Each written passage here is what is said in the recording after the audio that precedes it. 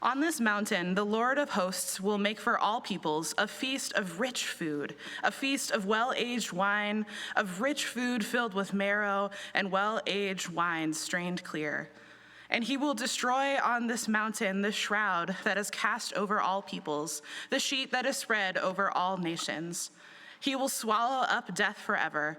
Then the Lord God will wipe away the tears from all faces, and the disgrace of his people he will take away from all the earth, for the Lord has spoken. It will be said on that day, "Lo, this is our God. We have waited for him so that he might save us. This is the Lord for whom we have waited. Let us be glad and rejoice in his salvation." Our epistle lesson comes from the book of Revelation, chapter 21, starting in verse 1. Then I saw a new heaven and a new earth, for the first heaven and the first earth had passed away, and the sea was no more. And I saw the holy city, the new Jerusalem, coming down out of heaven from God, prepared as a bride adorned for her husband. And I heard a loud voice from the throne saying, "See, the home of God is among mortals. He will dwell with them. They will be his peoples, and God himself will be with them. He will wipe every tear from their eyes. Death will be no more. Mourning and crying and pain will be no more, for the first things have passed away."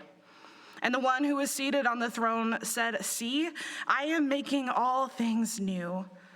Also, he said, "Write this, for these words are trustworthy and true."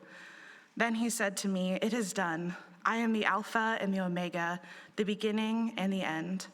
To the thirsty I will give water as a gift from the spring of the water of life." And our gospel lesson this morning is from John, chapter 11, verses 32 through 44. Please stand in body or in spirit for the reading of the gospel.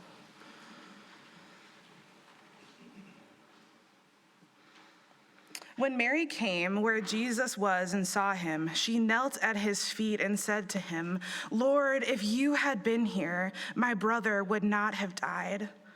When Jesus saw her weeping, and the Jews who came with her also weeping, he was greatly disturbed in spirit and deeply moved. He said, "Where have you laid him?" They said to him, "Lord, come and see."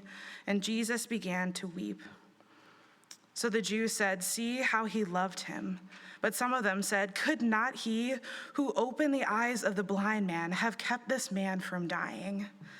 And then Jesus, again greatly disturbed, came to the tomb. It was a cave, and a stone was lying against it. Jesus said, "Take away the stone." Martha, the sister of the dead man, said to him, "Lord, already there is a stench because he has been dead 4 days." And Jesus said to her, "Did I not tell you that if you believed, you would see the glory of God?" So they took away the stone, and Jesus looked upward and said, "Father, I thank you for having heard me. I knew that you always hear me, and I have said this for the sake of the crowd standing here, so that they may believe that you sent me." When he had said this, he cried with a loud voice, "Lazarus, come out!" The dead man came out, and his hands and feet bound with strips of cloth, and his face wrapped in a cloth. Jesus said to them, "Unbind him and let him go." The word of the Lord.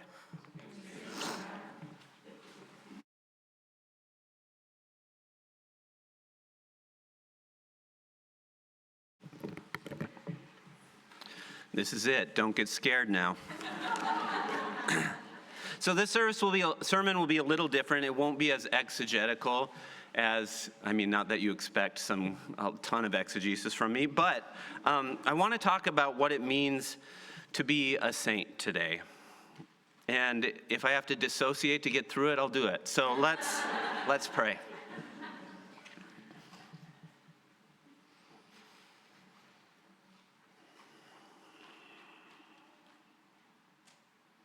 God, we are surrounded by such a great cloud of witnesses. For over 130 years in this place, you have been creating saints.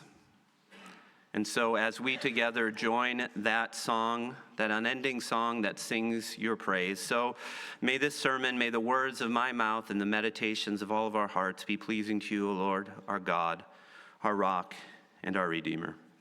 Amen. So what makes a saint? Often it seems we give one of two answers. The first is that we all are, or at least all the Christians that have shuffled off this mortal coil. In this definition, saints then are Christians, especially dead ones, I guess. And yes, at its core, saint, the word saint simply means holy one, someone set apart for the work of God, which is to say all Christian disciples. And this is why Paul often addresses his letters to all the saints in Ephesus or Philippi or whatever, which is how he ended them. And this is true as far as it goes. We are all saints, but sometimes that feels a little thin. Participation trophy that everyone gets after the game, regardless of outcome or how they played. To adapt a line from The Incredibles' antagonist, Syndrome, my first and only sermonic reference to Pixar in honor of the Metchers. And when everyone's a saint, no one will be. Hyperbole, of course, but I also think we're aware of those people in the world who seem different somehow, who embody a likeness to a particular aspect of Christ, or display a unique gift of the Spirit in ways that makes their lives seem to glow from within, a light that guides them and those they accompany on the journey. What makes this kind of saint? I think, again, we tend towards imagining grand acts of faith or extreme obedience, martyrs who laughed in the face of death, ascetics who struggled in solitary prayer for the world at the wild edges of society, priests who began Reformation movements when the guttering flame of the church seemed about to be extinguished, prophets who fought tirelessly against oppression to create a more just and peaceful world. But this has problems too. These lives seem so unobtainable to many of us that we place these saints and even the ideas of sainthood on the dusty shelf of a corner hutch with the rest of the googly-eyed Precious Moments figurines and move on with our lives in the real world, because we can't be that. Dorothy Day was aware of this tendency when she quipped, "Don't call me a saint. I don't want to be dismissed that easily." And this is the problem, I think, when we talk about saints. Too often it's we're all saints or none of us can be saints. So if we can avoid these two extremes, what does make a saint?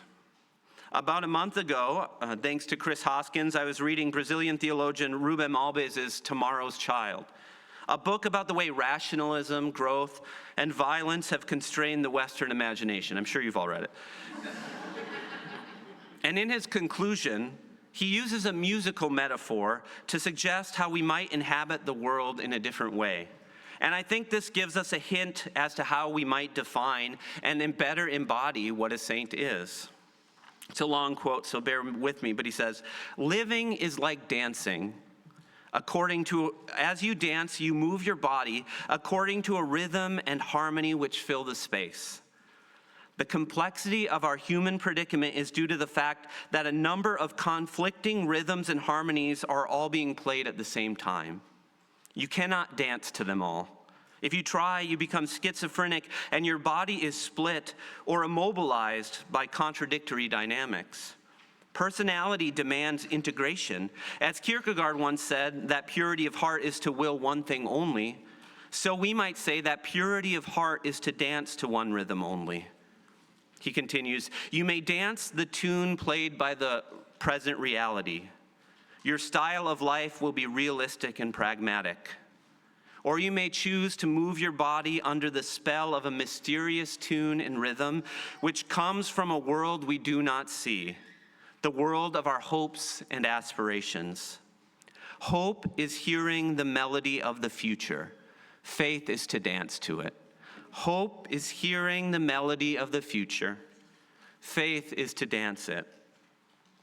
And to me, this quote proposes three essential components of the saints. And Kyle and I didn't talk about this to begin with, but there's some resonance here. Two are explicit and one is implicit. To be a saint involves attuning ourselves to the melody of God and God's reign first. Second, we allow that melody to resonate with the unique and particular way that God has made us. And third, based on that attunement and that personal resonance, we dare to have the faith to step out and join the dance of the saints. I realize that might all sound a little abstract, so let me try to explain what I mean by taking them one at a time. First, saints are those attuned to the sacred melody of God and God's reign. And this may be one of the most difficult parts of all, as Alves describes, because there's a cacophony of melodies and rhythms playing all at the same time in our world, and many of them have their volume cranked to 11. There is the high-pitched whines of social pressures and expectations. Well, Johnny has a basketball and karate and a birthday party on Saturday, and then piano and SAT prep on Sunday, and what's your child doing this weekend? The literal and figurative buzzes and beeps of technology with its promise of greater productivity and ease. The easy listening synth music piped from the spa, promising peace and contentment if we spend enough time and money on a complex routine of self-care. The low but building thrums of fear and anxiety for the future. I'm looking at you, Tuesday.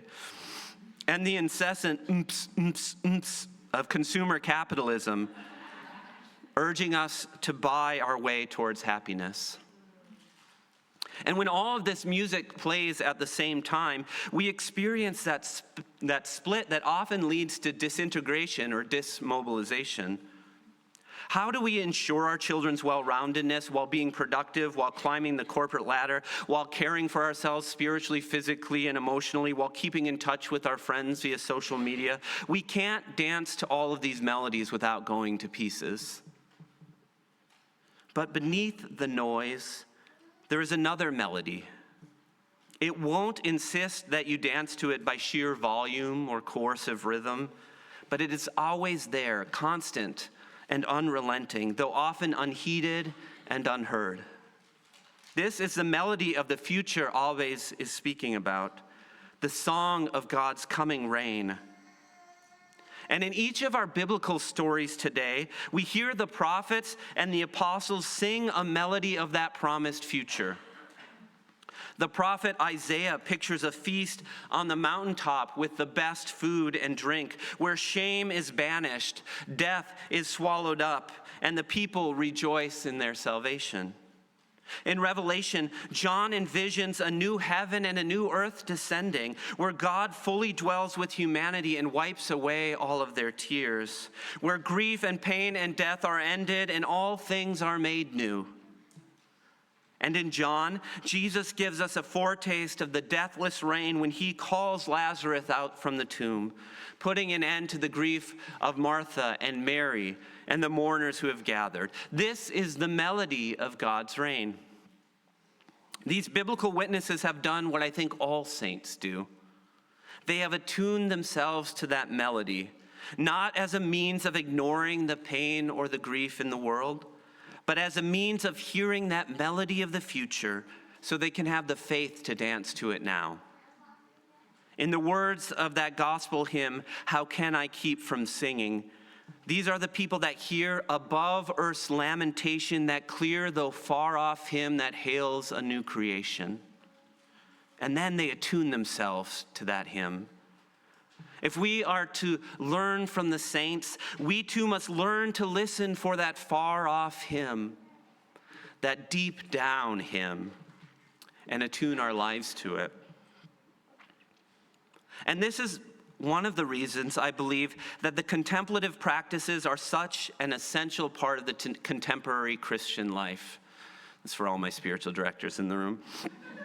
More and more, I'm starting to think that many of the good things we engage in, church ministry, advocacy, acts of mercy and justice, even much of our worship and devotional practices, can sometimes only add more noise if they do not arise from the deeper melody of God. Prayer without listening, action without contemplation, upward growth without a corresponding growth in depth. I believe this that this type of frenetic and unbalanced faith eventually collapses on itself, like the tree whose roots are not grounded deep enough. Theologian Karl Rahner once argued, the devout Christian of the future will either be a mystic or they will cease to be anything at all. The devout Christian of the future will either be a mystic or they will cease to be anything at all. And I don't believe Rahner here is arguing that we all have to become monks who meditate for hours in hermitages until we levitate. Instead, I believe he's arguing that in a future that is only getting more chaotic and more discordant, we will need the practices that the mystics and the contemplatives throughout history have taught us. Prayer, silence, meditation, stillness, breath, centering. Among the noise, we must find the stillness if we are to hear that far-off tune, and then attune ourselves to the melody of God's reign. If we do indeed want to live and act differently in sustainable ways. Saints are those who are attuned to the melody of God. Second, saints are those who allow that melody to resonate uniquely within them based on the particular way that God has made them. Sometimes we think of saints as two-dimensional carbon copies of each other, all earnest piety, strict asceticism, and bold action. But nothing could be further from the truth. They are incredibly unique. Bold and prophetic reformers, timid and scrupulous writers, careful theologians for the church, reckless fools for Christ, as diverse as the creation that God has made. The Desert Father Abba John explained it this way: the saints are like a group of trees, each bearing a different fruit. Or as C.S. Lewis put it, how monotonously alike all the great tyrants and conquerors have been. How gloriously different are the saints. For us, then, the holy work we are put on this earth to do is not trying to become something we are not, our mental image of what a saint should be, but to become more of who we are. Trappist monk Thomas Merton is an excellent case study in this. If you've read his early autobiography, Seven Storey Mountain, it is a moving depiction of a man struggling valiantly to live a holy life and follow God's call. And there's much to be praised in the integrity and wholeheartedness of his pursuit in this book. Yet you can also detect the shrill notes of moralizing, triumphalism, and certainty that even sometimes seem to border on arrogance. He himself would look back on this youthful depiction of his vocational call and admit, the Seven-Storey Mountain is the work of a man I have never even heard of. In his striving to be a saint, Merton thought he had to become something completely different, something completely pure and wholly other. 15 years later, he would come to a much different understanding of sainthood. Not one of striving for something out there, but allowing something to resonate in here. He says, for me, to be a saint means to be myself. Therefore, the problem of sanctity and salvation is in fact the problem of finding out who I am and of discovering my true self. For me, to be a saint means to be myself. What if being a saint does not require becoming something beyond yourself? Striving for greater sanctity through sheer willpower or larger and larger shows of self-sacrifice? What if becoming a saint means becoming more of yourself, which means nothing more and nothing less than becoming what God made you to be? But how? How do we do this? How do we find out who we are? And I think this is where the language of resonance can be particularly helpful. Resonance at its most basic is what happens when two sound waves of the same frequency meet and the sound is intensified or prolonged because they share the same frequency. Let's just assume that the song of God carries all the imaginable frequencies of everything that is good. Everything that is beautiful and redemptive and creative is found in that song God sings.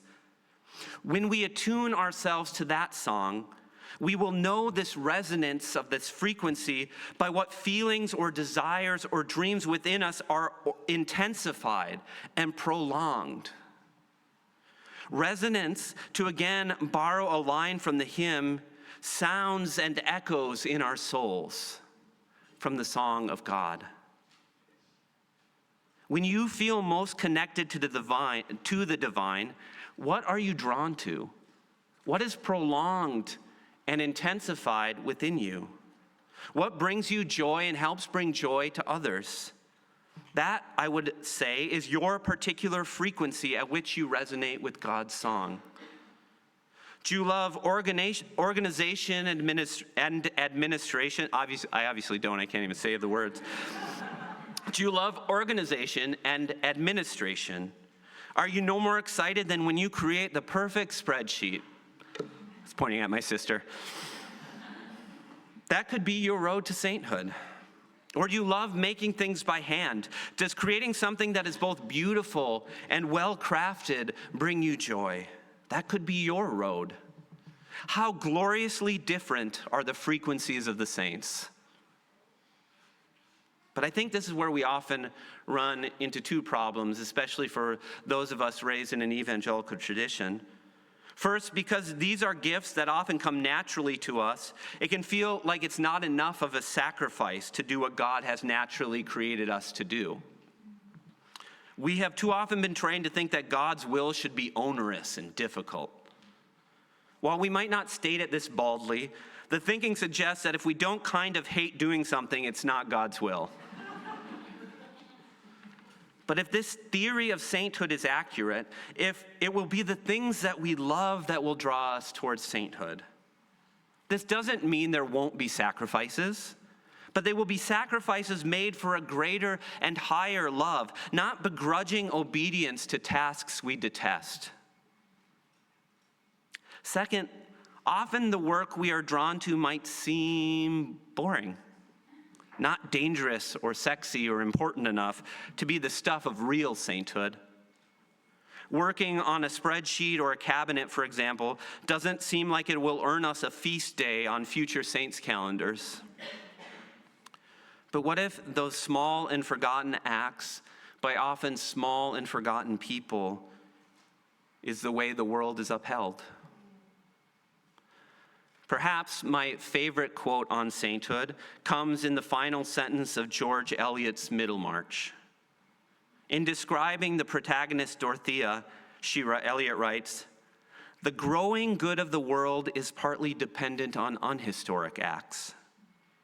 And that things are not so ill with you and me as they might have been is half owing to the number who lived faithfully a hidden life and rest in unvisited tombs. It may very well be that the greatest of saints are the ones we will never know, the ones who lived hidden lives and rest in unvisited tombs. Especially if Jesus was indeed serious when he said that the last will be first, and the least will be greatest, and little children will lead us, and the foolish things will be used to confound the wise." Yet there's one more step. After we have attuned ourselves to God's song, after we have allowed that song to echo within us and resonate with the unique way that God has made us, then we must choose to live in fidelity with that resonance. We must risk dancing to that music. And there is indeed risk. As Alves notes, resonating with God's song will often mean clashing with the other musics in the world, those he calls realistic and pragmatic. To dance to the song of God's reign will be countercultural, because God's song is one that challenges the foundational values of a sick system. After he's given this beautiful quote about dancing to our future hope, Alves ends by noting this danger. You risk your life, he says, and you take your risk to its ultimate conclusion, even the cross. But it is worth the risk, even if we lose. Yes, there is risk involved in dancing to the song of God, but there's also a risk in staying on the sidelines. The risk of the buried talent, the risk of the missed opportunity, the risk of the half-lived life, the risk that Mary Oliver speaks of when she says, the risk of only having visited the world. So friends, if you feel the resonance of God's song drawing you towards something, my hope for you, my challenge to you is to risk it.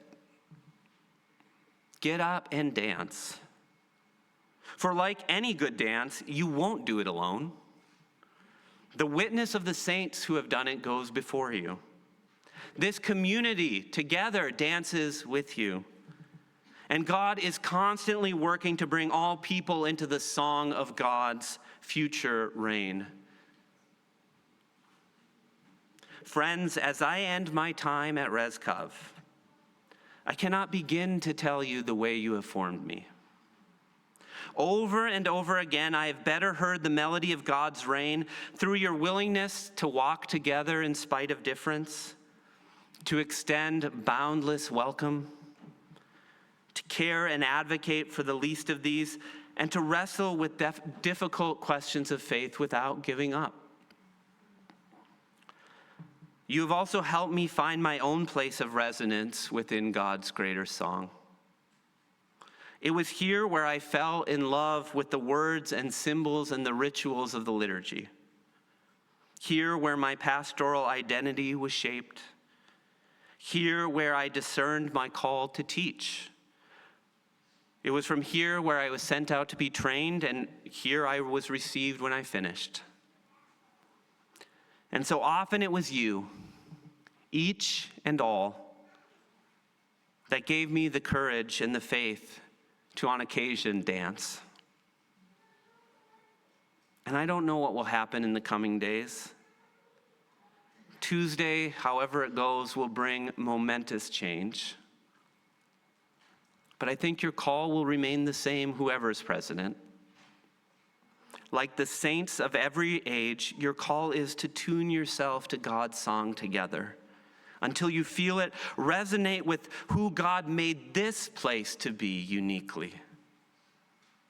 And then my challenge, my hope, my dream for you is that you will risk dancing. Risk the dance. Not for your own glory or own good, but for God's glory and neighbor's good. Amen.